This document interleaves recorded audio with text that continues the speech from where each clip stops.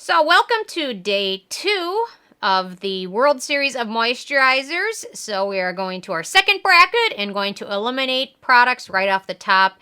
And then tomorrow we will be comparing the winners of those. So today I am comparing the Kiehl's Pure Vitality Cream, Skin Renewing Cream, with the Caudalie Vinosource SOS Moisturizing Cream. So I thought these would be good products to compare, kind of unique brands. They kind of use a lot of natural ingredients, so I thought they would be kind of a good comparison. So the Kiehl's, interestingly enough, the Kiehl's Pure Vitality Cream is finally back on the market after being kind of secretly and abruptly removed from the market in 2017. They kind of secretly pulled it from their shelves. They didn't really alert customers or ever issue a statement about it. But if customers reached out and asked why it's not on the shelves anymore, then they would tell people why, which is because of a raw material issue, which they never really specified that either. But people would apply the former product that was on the market then, apply it, be instantly irritated, rinse it off, and be instantly fine again. So they decided to pull it off the market, and if people asked about it, they would tell them why, but otherwise they never made a statement. They just kind of quietly pull off the shelves, and if people asked, then they would tell them that. So they did tell those people it was a raw material issue, but it wasn't a safety issue. And if you had good results with it, you can keep using it. If you were irritated by it, stop using it, and hopefully they gave them a refund. I kind of don't like when companies do that. I think they should at least make some kind of statement like, hey, we're pulling this off the shelves. If you used it and were irritated, we'll refund you your money. But instead they didn't do that, and they probably saved themselves a lot of money by not doing that and not having a lot of other follow-up questions as to what was going on with the raw material. So anyway, so this is the new version of it. Hopefully I didn't have any issues with it. So anyway, so kind of an interesting thing. There's some little interesting things, but you really have to search for them because nothing is made easily apparent in the beauty and skincare market. Okay, so I love the Kiehl's packaging of this because it's a jar packaging, but it's an airless jar. And so you push down, and then when you move your finger over, it dispenses a small amount. It's a little bit finicky than other airless jars or airless pumps, but it still protects the ingredients from exposure to light and air. And Caudalie is a traditional jar package, so it doesn't really protect the ingredients from exposure to light and air a ton, but it's a thicker consistency cream, but it is nice. A little bit goes a long way. I've had a couple little samples of it, and I really like it, although it does have a very strong floral scent to it, which is from one ingredient, which is fragrance, perfume fragrance. Kiehl's has a few fragrant ingredients in it, such as cedarwood bark oil, yangling oil, orange peel oil, geranium flower oil, limonene, farsenol. So it's got several different fragrance ingredients. However, it's not really noticeable in the product, so it's not as much of an issue. The Caudalie has a floral perfume scent, and it does last a while before it dissipates. And so, personally, I guess it just depends on how sensitive your nose is. The Caudalie one definitely is much more noticeable in the scent, but the Kiehl's has more fragrance ingredients, but it's not as noticeable. So it just depends on your personal preference. The Kiehl's one is nicely moisturizing. The Caudalie product is also hydrating, but it takes a little bit of time to fully sink into skin. So just depends on how thick you like your products a little bit. But overall, the Caudalie has several hydrating ingredients and slip ingredients like glycerin, butylene glycol, things like that I call slip ingredients because they hydrate skin, but other than that, they don't do much else for skin. But it also has some grape oils in there and borage seed oil, sodium hyaluronate, and vitamin E. Nothing too exciting for antioxidants, but some good, decent moisturizing ingredients. Kiehl's has some good beneficial ingredients as well. Arginine, lecithin, honey's in there. That's a good beneficial ingredient. Salicylic acid, so squalane. So overall, the price on both these is pretty, well, the Kiehl's is $65, the Caudalie is $42. But overall, Kiehl's you can frequently get sales on. Well, you can for Caudalie too, but the price is in the same kind of ballpark. Kiehl's is a little bit more expensive, but I appreciate the airless jar so you don't feel like you have to hurry up and use it up right away. That's at least I do when I've got a product with an airless jar, versus once I open the jar of something, I feel like I need to use it up and finish it as fast as I can before it goes really bad. So overall, in my opinion, the Kiehl's has a more robust formula, and I like that the fragrance ingredients weren't overwhelming, although if you have very sensitive skin, obviously it still could be an issue with either of these. But Kiehl's has a more long-term hydrating formula. So anyway, so those are kind of my thoughts on that. So Kiehl's won this round, and it will go on to battle the winner of the next battle, which is the e.l.f. SuperHydrate Moisturizer with the Neutrogena Hydro Boost for extra dry skin, because that is the fragrance-free formula. If you don't get the Hydro Boost for extra dry skin, it has fragrance in it. So you want to get the one for extra dry skin. Otherwise, the ingredients are all identical, which is a little bit strange, but the extra dry skin is just fragrance-free. Kind of strange. Neutrogena is also the brand that has their eye cream is the exact same formula as the rest of the Hydro Boost. So it's not really an eye cream, is it? It's just the same. Okay, so on to this one. So obviously the both have jar packaging. Again, you're going to see that. Although coming up soon, we won't have as many jars, or traditional jars. Sorry, why can't I get this out? Okay, so both have the traditional jar packaging. They both have the same size product, which is 1.7 ounces. The Neutrogena retails for around $20, $24, just depends on where you look. And the e.l.f. retails for about $12, although you can get both these on sale frequently. So the e.l.f. is about half the price of the Neutrogena. So, okay, so both of these can be fragrance-free. Neither of them contain denatured types of alcohol. The Neutrogena formula is pretty silky, and it does feel hydrating and kind of smooth over skin. It absorbs pretty quickly. It's got a lot of slip ingredients, again, like I just mentioned. Nothing super exciting in the formula, but it is hydrating, feels nice, absorbs quickly, nice silky texture, which is always a good thing. The e.l.f. kind of has a jelly texture to it, and it's kind of like thick almost. And a little bit of the e.l.f. goes a very long way, so you don't really need too much. But once you smooth it over skin, it absorbs pretty quickly, not instantly like the Neutrogena. It takes a minute or two to fully absorb, but a little bit of it goes a very long way, so a jar like this will last quite a while. I tend to use a very small amount of it, and specifically dry areas, I like to use it on my neck too. But the Neutrogena formula obviously is silky, contains less slip ingredients, and also some silicone. So if you're not a huge fan of silicones, this one does have a fair amount of them in the formula. The e.l.f. formula is a little bit jelly, kind of jelly texture. Contains niacinamide, Centella asiatica, vitamin E, and Squalane is also up there on the ingredient list. The e.l.f. product is cheaper, contains much more beneficial ingredients, and, well, it has that nice texture which feels hydrating, takes a minute to absorb. Neutrogena is really lacking a lot of beneficial ingredients and is really just a slip hydrating moisturizer. Pretty basic formula. So, overall, I clearly gave this round to e.l.f. And it's also much cheaper at half the price. And it just works a little bit better. Especially if you have acne-prone skin, that niacinamide in there can work wonders. So, anyway, so the e.l.f. SuperHydrate Moisturizer will go on to fight the Kiehl's Pure Vitality, which is in an airless jar. So we will see how that round goes. I don't know.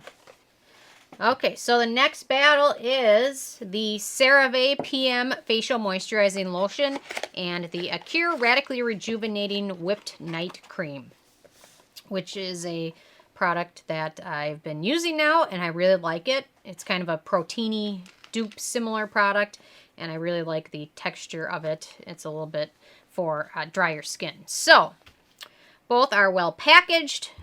Both products are protected from exposure to light and air. Both of these are fragrance-free and also free of denatured alcohol. The CeraVe is 3 ounces and it retails for about $16, while the Acure is 1.7 ounces and it retails for around $19, just depending on where you purchase it. So the price is about the same, but the CeraVe you get almost double the product, so it's a little bit more budget friendly. However, the CeraVe, for those that prefer to avoid exposure to parabens, CeraVe does use parabens in this formula as a preservative, so that for some people might help instantly disqualify it.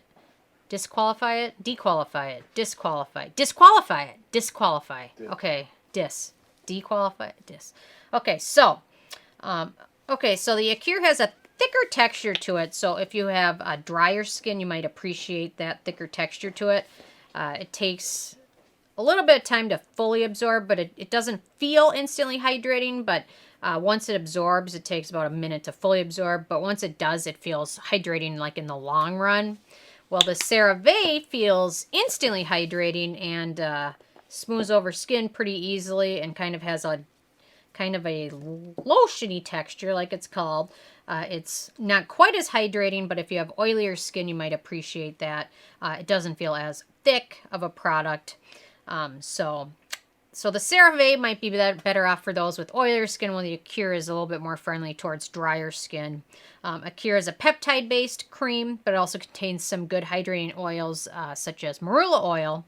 It also contains some good antioxidants, peptides, vitamin C is in there. The CeraVe product is more focused on ceramides, which are good because they're kind of the building blocks for the skin. But if you already have a lot of other products that might have ceramides in there, then you're not getting as much from it as you would from the Acure that has more antioxidants and beneficial ingredients. So overall, I gave this win to the Acure just because it's a little bit more friendly towards drier skin, which I have. And the packaging is pretty decent, and I like the formula with the peptides in there and the hydrating oils and some of the good other fatty oils and things in there. So really like it. It is thicker. A little bit of it does not go as long as the CeraVe does, but overall it's definitely a good product worth checking out. So the CeraVe will continue in this round, and the CeraVe will not. Did I just say the CeraVe will the Acure will continue in this round and the CeraVe will not?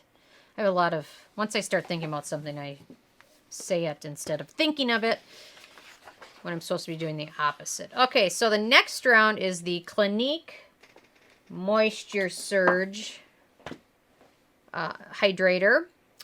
And it's compared to the First Aid Beauty Ultra Repair Cream, which I have in the giant tub formula. I also have it in the little squeeze tube formula. So if you have a choice, always pick the squeeze tube because it's not exposed to light and air. Like the tub, once you open it, everything's kind of exposed to light and air, and it's just not as, ingredients aren't as good. Okay, so both of these are jar packaging in their larger formulas.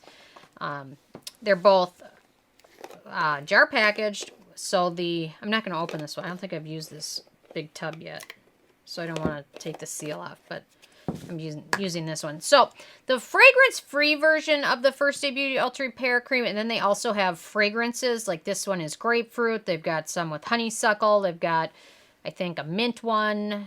So they've got lots of ones. So the traditional one that you think is fragrance-free actually contains a small amount of eucalyptus oil, which is actually a fragrance ingredient.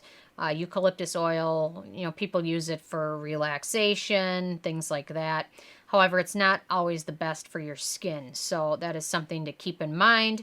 If you're thinking you're buying the fragrance-free version, it still has eucalyptus oil. Well, the Clinique is totally fragrance-free. Neither of them contain denatured alcohol. This is the 1.7 ounce bottle of the Clinique, and that retails for $39. And I did the 2 ounce jar of the First Aid Beauty, and that is $12. So the Clinique is more expensive than the First Aid Beauty, depending on what size you get. So the Clinique has a super silky texture to it, which I really like. Let me grab my thing. So it absorbs into skin super easily. I think this is my brand new jar, which I just opened today for the first time. There we go. There we go. Okay, so it's got a super silky texture to it, which is nice for drier skin or oily skin because it absorbs pretty quickly and feels nice on the skin. Well, the First Aid Beauty has a real cream texture to it. So let's see. and it just takes a little bit longer to absorb, and a smaller amount of the First Aid Beauty doesn't go quite as long as the Clinique. The Clinique kind of smooths over. A little bit goes a long way with the Clinique, but the First Aid Beauty a little bit doesn't go the longest way. So it's got a little bit more of a creamy texture to it. So both can be very hydrating. I've been using First Aid Beauty off and on. I love their Ultra Repair Hydrating Serum. That's my favorite. Overall, the Clinique is a little bit better for your skin because it contains some good beneficial ingredients such as green tea, yeast ferment, aloe, a peptide, and vitamin E. And the First Aid Beauty is a little bit more of a simple formula, so if you have a lot of allergies to things, this might be worth considering. The Clinique does have caffeine. I know some people are sensitive to that even in their skincare. So, well, the First Aid Beauty does not. But overall, the Clinique just has a little bit more going for it in terms of the formula and actually being totally fragrance-free, even though it's a little bit more expensive. So I gave this round to Clinique, so they will go on to battle, I think it's the Acure. So that will be interesting to see. But First Aid Beauty is still a nice option.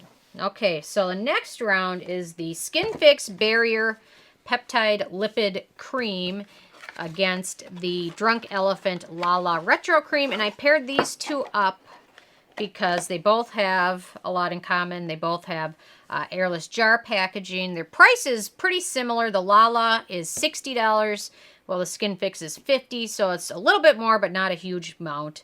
The size of the package is the same, and the texture of these two products is almost identical. They just have a whippy, creamy texture to it, and feel super hydrating on the skin. So I like to use the Lala like on my neck when it gets really dry. But the SkinFix also has the texture of these two is almost identical, I would say. So they have a lot in common. They're both fragrance-free. Neither of them contain denatured alcohol. Price is pretty close in product, and the texture is pretty similar. What I like about SkinFix, or what I dislike about the SkinFix, is that vegetable oil appears pretty high up on their ingredient list as one of their main ingredients, and then it also, a separate form of vegetable oil appears further down the ingredient list.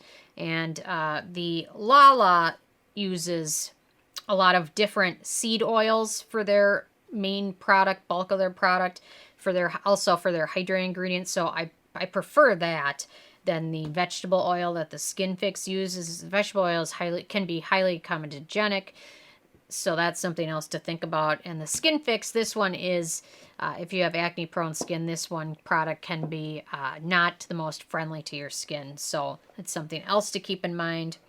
But Lala also contains several ceramides in their new formula. So we've got those good seed oils, those ceramides, some good hydrating ingredients, some good antioxidants in there as well. In the SkinFix, it's got some good peptides in there as well. But the bulk of it being vegetable oil just wasn't as exciting for me. Although if you have very, very dry skin, that can also be a good thing. But overall, I gave this round to the Lala cream just because of the different makeup of it and the fact that it's got some good ceramides in there as well as some good seed oils. So it can be very good for hydrating skin. And overall, I just like it a little bit more than the SkinFix, although SkinFix is still good. Acne-prone skin might want to stay a little bit out clear of this, and the Lala does have a little bit of potential issues, but not as much as the SkinFix. So I gave that round to the Drunk Elephant. So we get the Drunk Elephant again showing up, and I will say, out of all the comparisons, this one was my most difficult one. I really wanted to push them both on and give them a tie. But I decided that I should go with my gut and pick my favorite, which one I like a little bit more. And there has to be a winner. So we will find that one out. Okay, so both of these are well packaged. The Drunk Elephant is 1.7 ounces. It retails for $68. While the Peter Thomas Roth Peptide 21 Lift and Firm Moisturizer is 3.4 ounces, and it retails for $78. So initially you think this one's more expensive, but it is double the product, and the price is only $10 more. So it is actually almost half the price of the Drunk Elephant. These are both two products that are fragrance-free, peptide-based moisturizers. They don't use denatured alcohol in them at all, which is always a good thing. But the biggest difference between the two products is the use of dimethicone in the Peter Thomas Roth. So if you're not a huge fan of dimethicone, that is one of the main ingredients in the Peter Thomas Roth. So for some of you, this could be an instant disqualification. You can kind of see it when you apply it to skin, how it kind of has that silicone-y kind of substance feeling to it, which can be very hydrating for skin, although some people have issues with it with acne, or some people just prefer silicone free. And the Drunk Elephant obviously is silicone free, and the texture of the Drunk Elephant is a little bit of a thinner gel. So if you have oilier skin, you're going to prefer the Protini. If you have drier skin and don't mind some silicones, the Peter Thomas Roth could be the perfect one for you. Both of them have great hydration from them. The Peter Thomas Roth, although they call it Peptide 21, I believe when I counted, there's actually 19 peptides in there. So maybe one of the other products has 21 in there. This one has 19. Drunk Elephant uses 9 different peptides in there. But pretty close. If you're looking for a good peptide cream, you can't go wrong with either of these. But I don't know. It was really hard to pick one of these, but overall, I just chose the Protini because I really like it. I love the texture to it. The texture cannot be beat by almost anything. Just that texture, it absorbs quickly, but it's still super hydrating. However, during the winter, I think I'll probably fall back a little bit more on the Peter Thomas Roth just because that silicone can sometimes protect the skin a little bit.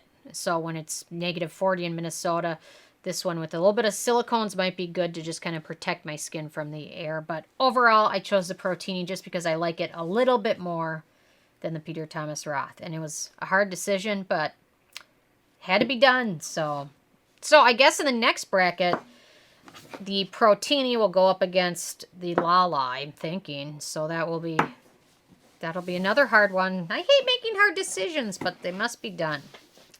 Okay, so the next round is the Tatcha Water Cream versus the Sundae Riley Tidal Brightening Enzyme Watery Cream.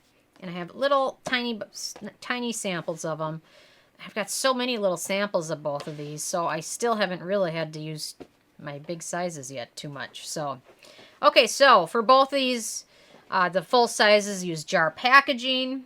The price, size, and packaging are almost identical. The Tatcha is $68 and the Sundae Riley is $65, so it's only a $3 price difference. So packaging, price, that's all very similar. Now we get to some of the differences. The Sundae Riley is fragrance-free, and it is also free from denatured alcohol, while the Tatcha water cream has a slight fragrance to it, which dissipates pretty quickly, and it also has a slight amount of alcohol in it. So if you have to pick one over the other based on those, the Sundae Riley kind of wins. And the Sundae Riley really does actually brighten the skin if you get good about using it frequently. It will help brighten your skin with some of the ingredients in there, such as the arbutin in there and the enzymes. Those can also help brighten skin as well. Turmeric's in there, algin, and jojoba esters, so it's got some good ingredients in there. And it is kind of a watery-like cream. And the Tatcha one has kind of more slip ingredients. It is there is a lot of the yeast ferment in the Tatcha, so if you like that ingredient, there's a lot of it in this product. And then yeah, it doesn't really contain any other super exciting ingredients after the yeast ferment.